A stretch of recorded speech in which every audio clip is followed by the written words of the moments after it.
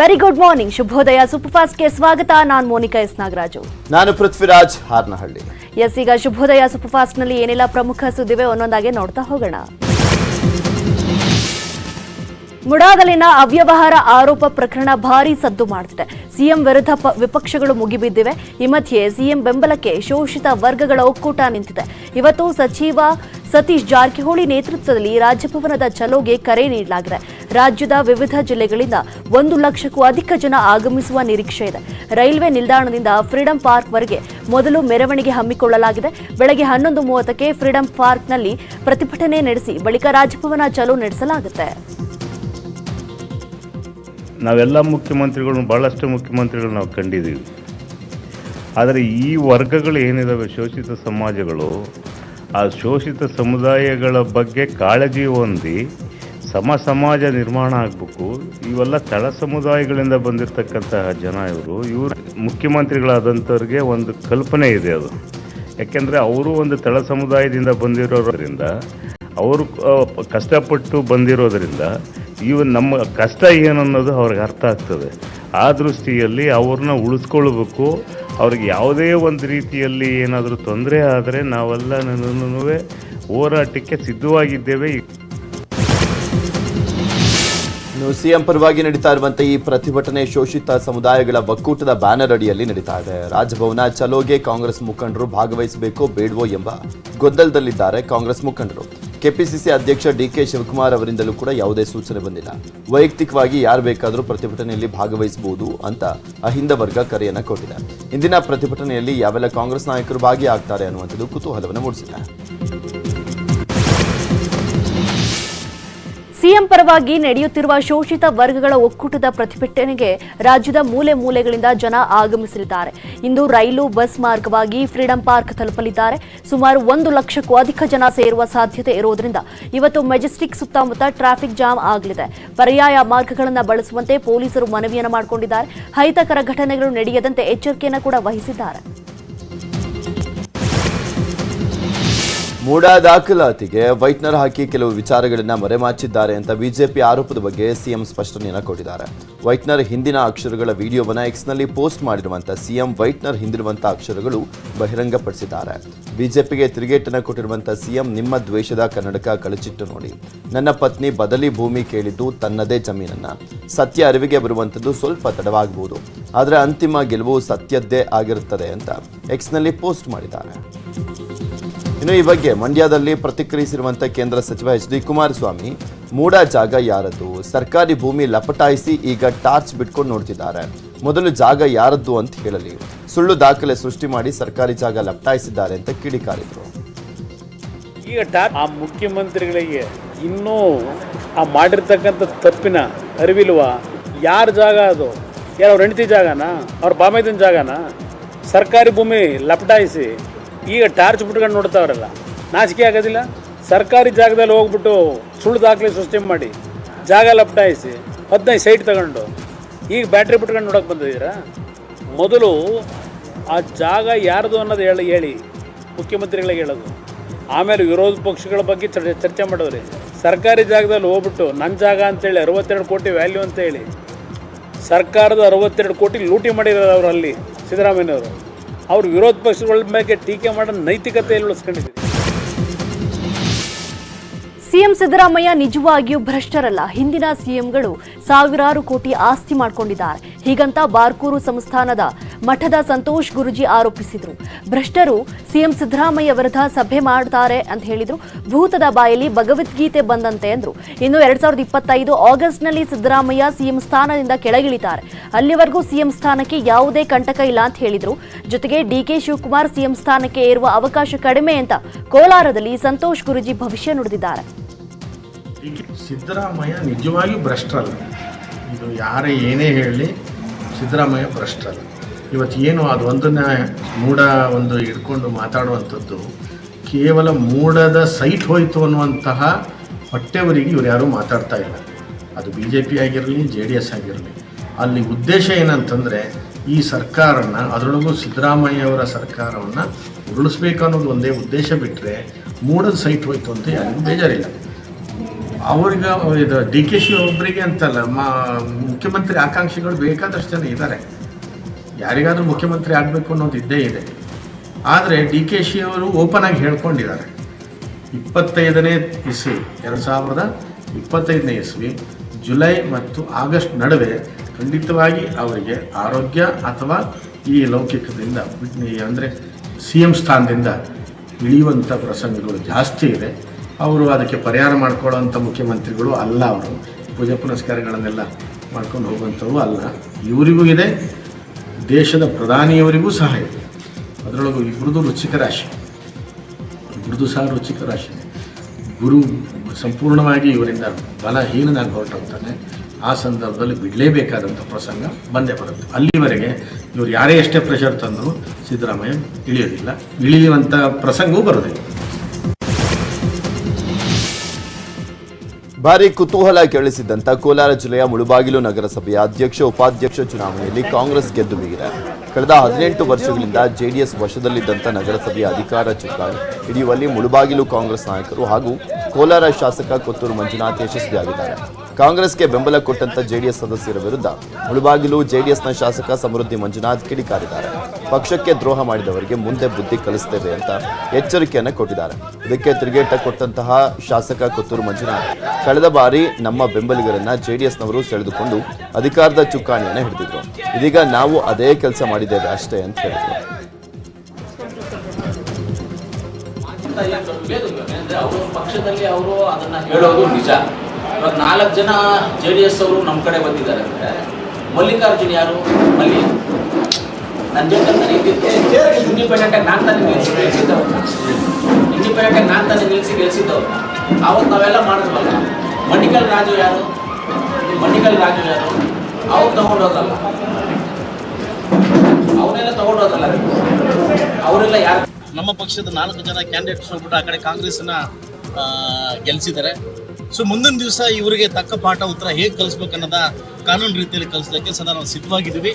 ಶ್ರೀಮತಿ ಸರಳ ನನ್ನ ಅಣ್ಣ ಅಂತ ಕರೆದು ನನ್ನ ಕಡೆ ಬೀಪರನ್ನು ತಗೊಂಡು ಹಣ ತಗೊಂಡು ಇವತ್ತು ಒಬ್ಬ ಅದೇ ಜಾತಿಯವ್ರನ್ನ ನಿಲ್ಲಿಸಿದ್ರೆ, ಗೊಲ್ಲ ಜಾತಿಯವ್ರನ್ನ ನನ್ನ ಕ್ಯಾಂಡಿಡೇಟ್ ಆಗಿ ಮಾಡಿದರೆ ಇವತ್ತು ಶಾಜಾ ಬೇಗಂ ಅವ್ರಿಗೆ ಹೆಲ್ಪ್ ಮಾಡಿದ್ದಾರೆ. ಇವತ್ತು ಲಾಸ್ಟು ಡಾಕ್ಟರ್ ಖಾನು ಅಧ್ಯಕ್ಷರಾಗಿದ್ದರು, ಆಮೇಲೆ ಶಹಜಾ ಬೇಗಂ ನಮ್ಮ ರಿಯಾಜ್ ಅವ್ರ ಹೆಂಡತಿ ಆಗಿದ್ರು, ಲಾಸ್ಟು ರಿಯಾಜ್ ಅವ್ರು ಆಗಿದ್ರು, 4ನೇ ಬಾರಿ ಕೂಡ ಶಾಜಾ ಬೇಗಂ ಆಗಿದ್ದಾರೆ.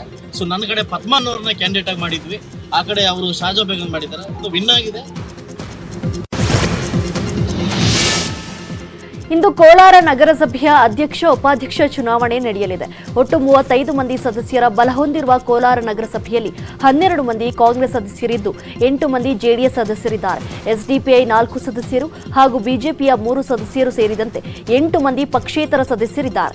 ಈಗಾಗಲೇ ಅಧ್ಯಕ್ಷ ಸ್ಥಾನಕ್ಕೆ ಕಾಂಗ್ರೆಸ್ನಲ್ಲೇ 2 ಗುಂಪಾಗಿದ್ದು, ಕಾಂಗ್ರೆಸ್ನಿಂದ ಬಂಡಾಯ ಬಾವುಟ ಹಾರಿಸುವ ಮುಬಾರಕ್ ಅಧ್ಯಕ್ಷ ಸ್ಥಾನದ ಆಕಾಂಕ್ಷಿಯಾಗಿದ್ದಾರೆ. ಇನ್ನು ಕೋಲಾರ ಶಾಸಕ ಕೊತ್ತೂರು ಮಂಜುನಾಥ್ ಬಣದಿಂದ ಅಫ್ಸರ್ ಪಾಷಾ ಹಾಗೂ ರಮೇಶ್ ಅಧ್ಯಕ್ಷ ಸ್ಥಾನದ ಆಕಾಂಕ್ಷಿಯಾಗಿದ್ದಾರೆ. JDS ಹಾಗೂ ಬಿಜೆಪಿ ಮೈತ್ರಿಯಿಂದ ಮಂಜುನಾಥ್ ಅಧ್ಯಕ್ಷ ಸ್ಥಾನದ ಆಕಾಂಕ್ಷಿಯಾಗಿದ್ದಾರೆ. ಕಾಂಗ್ರೆಸ್ಗೆ ಅಧಿಕಾರ ತಪ್ಪಿಸಲು ಬಂಡಾಯ ಕಾಂಗ್ರೆಸ್ ಅಭ್ಯರ್ಥಿಗೆ ದೋಸ್ತಿ ಸದಸ್ಯರು ಬೆಂಬಲಿಸ್ತಾರಾ? ಕಾದ್ ನೋಡಬೇಕಿದೆ. ಚಿತ್ರದುರ್ಗ ರೇಣುಕಾಸ್ವಾಮಿ ಕೊಲೆ ಪ್ರಕರಣದ ಸಂಬಂಧ ನಟ ದರ್ಶನ್ ಅಂಡ್ ಗ್ಯಾಂಗ್ ನ್ಯಾಯಾಂಗ ಬಂಧನ ಇಂದಿಗೆ ಅಂತ್ಯವಾಗಿದೆ. ಹೀಗಾಗಿ ಆರೋಪಿಗಳನ್ನು ಅಧಿಕಾರಿಗಳು ಇಂದು ಮಧ್ಯಾಹ್ನ 3 ಗಂಟೆ ಸುಮಾರಿಗೆ 24ನೇ ACMM ಕೋರ್ಟ್ ನ್ಯಾಯಾಧೀಶರ ಮುಂದೆ ವಿಡಿಯೋ ಕಾನ್ಫರೆನ್ಸ್ ಮೂಲಕ ಹಾಜರುಪಡಿಸಲಿದ್ದಾರೆ. ಪುನಃ ಆರೋಪಿಗಳ ನ್ಯಾಯಾಂಗ ಬಂಧನ 14 ದಿನ ವಿಸ್ತರಿಸಲಿಕ್ಕೆ ಕಾಮಾಕ್ಷಿ ಪಾಳ್ಯ ಪೊಲೀಸರು ಮನವಿಯನ್ನು ಮಾಡಲಿದ್ದಾರೆ. ಪರಪ್ಪನ ಅಗ್ರಹಾರ ಜೈಲಿನಿಂದ 13 ಮಂದಿ, ತುಮಕೂರು ಜೈಲಿನಿಂದ 4 ಮಂದಿ ವಿಡಿಯೋ ಕಾನ್ಫರೆನ್ಸ್ ಮೂಲಕ ನ್ಯಾಯಾಧೀಶರ ಮುಂದೆ ಹಾಜರಾಗಲಿದ್ದಾರೆ. ರೇಣುಕಾಸ್ವಾಮಿ ಕೊಲೆ ಪ್ರಕರಣದಲ್ಲಿ ಜೈಲಿನಲ್ಲಿರುವ ದರ್ಶನ್ಗೆ ರಾಜಾತಿಥ್ಯ ಪ್ರಕರಣಕ್ಕೆ ಸಂಬಂಧಿಸಿದಂತೆ ಪೊಲೀಸರು ಪ್ರತ್ಯೇಕ 3 FIR ದಾಖಲಿಸಿದ್ದಾರೆ. ಪರಪ್ಪನ ಅಗ್ರಹಾರ ಪೊಲೀಸ್ ಠಾಣೆಯಲ್ಲಿ FIR ದಾಖಲು ಮಾಡಲಾಗಿದೆ. ಮೊದಲನೇ ಕೇಸ್ ಬೇಗೂರು ಇನ್ಸ್ಪೆಕ್ಟರ್, 2ನೇ ಕೇಸ್ ಹುಳಿಮಾವು ಇನ್ಸ್ಪೆಕ್ಟರ್ ಹಾಗೂ 3ನೇ ಕೇಸ್ ಎಲೆಕ್ಟ್ರಾನಿಕ್ ಸಿಟಿ ಉಪವಿಭಾಗ ACPಯಿಂದ ತನಿಖೆ ನಡೆಯಲಿದೆ. ಬಂದಿಖಾನೆ DIG ಸೋಮಶೇಖರ್ ದೂರಿನ ಆಧಾರದಲ್ಲಿ BNS ಮತ್ತು ಪ್ರಿಸನ್ ಆಕ್ಟ್ ನಡಿ FIR ದಾಖಲು ಮಾಡಲಾಗಿತ್ತು. ತನಿಖೆ ಮುಂದುವರಿಯುತ್ತೆ. ತನಿಖೆ ಪ್ರಿಲಿಮಿನರಿಯಾಗಿ ಆಗಿರುವಂಥದ್ರಲ್ಲಿ 3 FIRಗಳನ್ನು ರಿಜಿಸ್ಟರ್ ಮಾಡಿದೆ. ಅವ್ರ ಮೇಲೆ ಏನು ಪ್ರಿಸನ್ ಆ್ಯಕ್ಟ್ನಲ್ಲಿ ಏನು ಪ್ರಿಸನ್ ಮ್ಯಾನ್ಯುಯಲ್ನಲ್ಲಿ ಏನು ನಮೂದಿಸಿದ್ದಾರೆ ಅದನ್ನು ವೈಲೇಷನ್ ಮಾಡಿದ್ದಾರೆ. ಅದಕ್ಕಾಗಿ 3 FIRಗಳನ್ನು ರಿಜಿಸ್ಟರ್ ಮಾಡಿದ್ದೇವೆ. ಅವ್ರ ಮೇಲೆ ಕ್ರಮ ತಗೊಳ್ಳೋದು ಪ್ರಾರಂಭ ಆಗುತ್ತೆ. ಫರ್ದರ್ ಇನ್ವೆಸ್ಟಿಗೇಷನನ್ನು ಮಾಡೋದಕ್ಕೆ ಸೂಚನೆ ಕೊಟ್ಟಿದ್ದೇನೆ. ಹಿರಿಯ IPS ಅಧಿಕಾರಿಗಳನ್ನು ಅದಕ್ಕೆ ನೇತೃತ್ವ ಮಾಡಿ ಅವರಿಂದ ಮುಂದಿನ ತನಿಖೆಯನ್ನು ಮಾಡ್ತೇವೆ. ಜೈಲಿನಲ್ಲಿರುವಂಥ ದರ್ಶನ್ ಜೊತೆ ವಿಡಿಯೋ ಕಾಲ್ನಲ್ಲಿ ಮಾತನಾಡಿದಂಥ ರೌಡಿ ಜಾನಿ ಪುತ್ರ ಸತ್ಯ ಎಂಬಾತನನ್ನ ಪೊಲೀಸರು ಬಂಧಿಸಿದ್ದಾರೆ. ಬ್ಯಾಡ್ರಹಳ್ಳಿ ರೌಡಿ ಶೀಟರ್ ಜಾನಿ ಅಲಿಯಾಸ್ ಜನಾರ್ದನ್ ಮಗ ಸತ್ಯನ ಜೊತೆ ದರ್ಶನ್ ಮಾತನಾಡಿರುವಂಥ ವಿಡಿಯೋ ವೈರಲ್ ಆಗಿತ್ತು. ವಿಡಿಯೋ ವೈರಲ್ ಆಗ್ತಾ ಇದ್ದಂತೆ ಸತ್ಯ ತಲೆಮರೆಸಿಕೊಂಡಿದ್ದ. ಬ್ಯಾಡ್ರಹಳ್ಳಿ ಪೊಲೀಸರು ಸತ್ಯನನ್ನ ಬಂಧಿಸುವಲ್ಲಿ ಯಶಸ್ವಿಯಾಗಿದ್ದಾರೆ. ಮಂಡ್ಯದಲ್ಲಿ ಸತ್ಯನನ್ನ ಬಂಧಿಸಿ ವಿಚಾರಣೆಗೊಳಪಡಿಸಿದ್ದಾರೆ.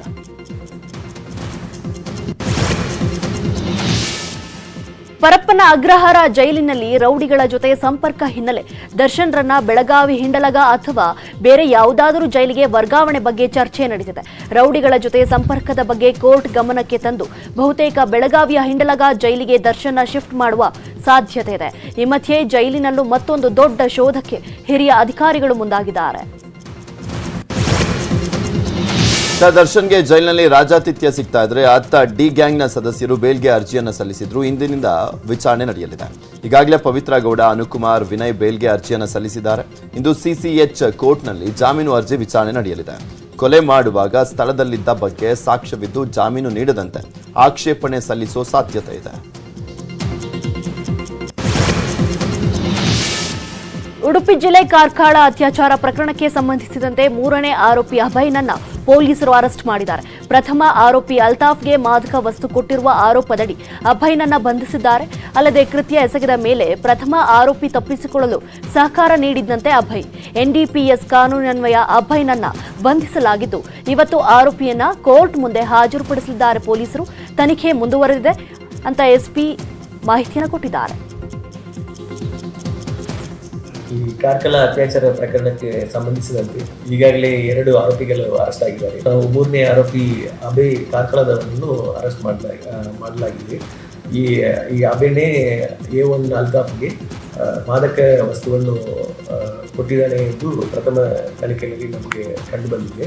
ಅವನನ್ನು ಈಗ ಅರೆಸ್ಟ್ ಮಾಡಿ ಮತ್ತೆ ಕೋರ್ಟ್ ಮುಂದೆ ಪ್ರೊಡ್ಯೂಸ್ ಮಾಡಿ ಕಸ್ಟಡಿಗೆ ತಗೊಂಡು ಮುಂದೆ ಒಂದು ಡೀಟೇಲ್ ಎನ್ಕ್ವೈರಿ ಮಾಡಿ ಮುಂದೆ ಕಾನೂನು ರೀತಿಯಲ್ಲಿ ಕ್ರಮ ತಗೊಂಡಾಗುವುದು.